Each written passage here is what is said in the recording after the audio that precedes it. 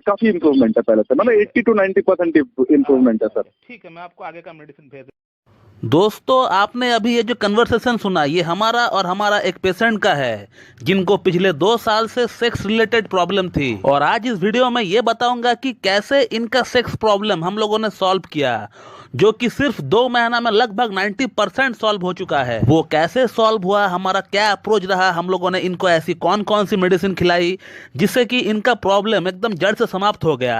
तो आज इस वीडियो में हम लोग ये जानने वाले हैं। तो मैं डॉक्टर सुप्रियोत्ता और आप सभी का फिर से एक बार बहुत बहुत स्वागत है मेरा इस YouTube channel homeo care tips पे। तो दोस्तों, ये जो पेशेंट है ये हमारे पास आए थे लास्ट ईयर दिसंबर में ऑनलाइन कंसल्टेशन के लिए।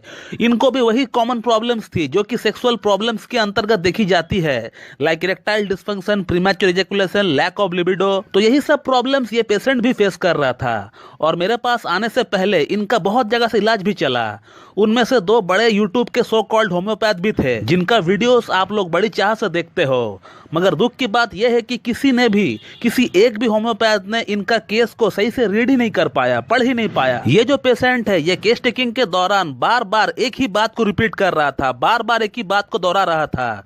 उस पर अगर कोई एक भी होम्योपैथ ने गौर फरमाया होता तो ये जो पेशेंट है ये कब का ठीक हो गया होता और इनको मेरे पास आने की नौबत ही नहीं आती। दोस्तों, ये जो पेशेंट है इनको आज से 3 साल पहले ट्यूबरकुलोसिस यानी टीबी हुआ था। और टीबी होने का बाद से ही इनको जितने भी सेक्स संबंधित प्रॉब्लम्स है वो स्टार्ट हुआ। उससे पहले ये पेशेंट बिल्कुल फिट एंड फाइन थे। ये पेशेंट बार बार दोहरा रहा था कि मुझे ये प्रॉब्लम्स नहीं थी, लेकिन जब से मुझे टीबी हुआ उसके बाद से ही मुझे ये प्रॉब्लम्स डेवलप हुई है। और उसी के बाद इनको स्टैमरिंग यानी हकलाने का प्रॉब्लम भी स्टार्ट हो गया, जो कि ये पहले नहीं हकलाया करता था। तो सेक्स प्रॉब्लम और स्टैमरिंग ये दोनों ही स्टार्ट हुआ टीबी होने का बाद से, पहले इनको नहीं थी। और जब मैं इस पेशेंट का केस टेकिंग कर रहा था, इस बात को इन्होंने कम से कम 10 बार दोहराया कि सर मैं इससे पहले बिल्कुल भी ठीक था, मुझे कोई भी शारीरिक प्रॉब्लम नहीं थी, लेकिन जब से मुझे टीबी हुआ है उसके बाद से ही ये सारी प्रॉब्लम्स डेवलप हुआ है। और इसी बात से मुझे इस पेशेंट का प्रॉब्लम का जो जड़ था, जो रूट कॉज था, वो मुझे दिख गया था। और वो जड़ है side effect of anti tubercular medication. यानी जब इनको टीबी हुआ था और टीबी के लिए जब इनको एंटी ट्यूबरकुलर मेडिसिन दी गई थी, उसी इंग्लिश मेडिसिन का ये साइड इफेक्ट है। तो अगर आज मेरा ये वीडियो कोई होम्योपैथ देख रहा है तो हमेशा एक चीज को याद रखे, when you ever come across patient who have suffered from bad effects of anti tubercular medication,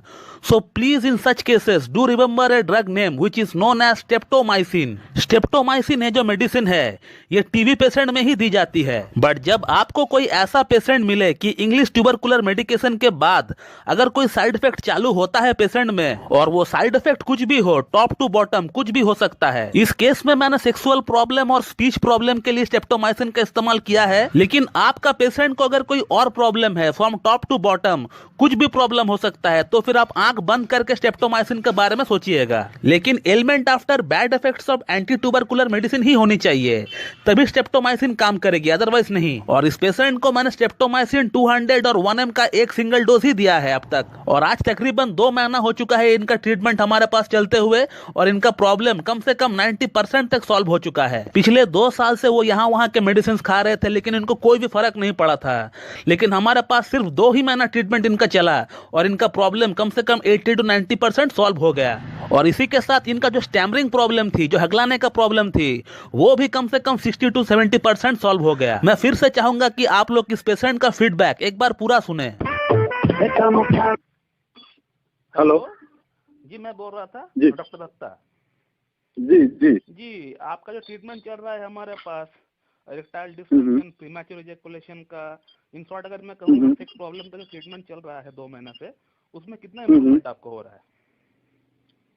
ji doctor साहब, जो आपका जो मेरा जो चल रहा था दवाई वगैरह, वो तो चल रहा था दिसंबर से, तो बहुत ही अच्छा उसका फीडबैक है मेरे तरफ से। अच्छा। अभी काफी इम्प्रूवमेंट मेरे को इसमें दिख रहा है। अच्छा। पहले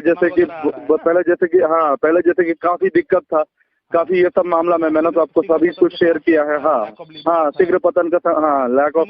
अभी जो है अभी जो डॉक्टर साहब अभी क्या हो रहा है कि अभी फिजिकल इंटीमेसी का डिजायर बढ़ रहा है, इरेक्शन रह रहा है देर तक, मतलब बहुत सारा पॉजिटिव चीज हो रहा है। अब पहले जैसा नहीं रहा, स्पर्म काउंट भी बढ़ रहा है, काफी अच्छा है। पहले जैसा दिक्कत नहीं है, काफी इम्प्रूवमेंट है पहले से, मतलब 80 to 90% इम्प्रूवमेंट है सर। ठीक है, मैं आपको आगे का मेडिसिन भेज देता हूँ कल। ठीक है, ठीक है, थैंक यू।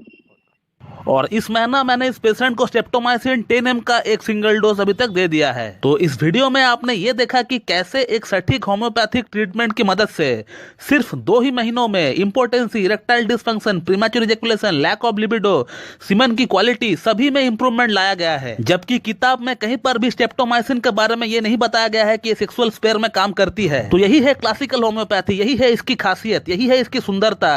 यहाँ पहले से कोई भी रेमेडी सेलेक्ट नहीं रहता है हमारे लिए, और इसीलिए होम्योपैथी में medicine case to case, person to person vary करता है। Fixity of ideas doesn't work in homeopathy. जब भी कोई पेशेंट आता है तो हमें नई तरीके से फिर से स्टार्ट करना पड़ता है उसके लिए। तो दोस्तों, मैं इस वीडियो को यहीं पे एंड करता हूं। So thank you very much and have a good day.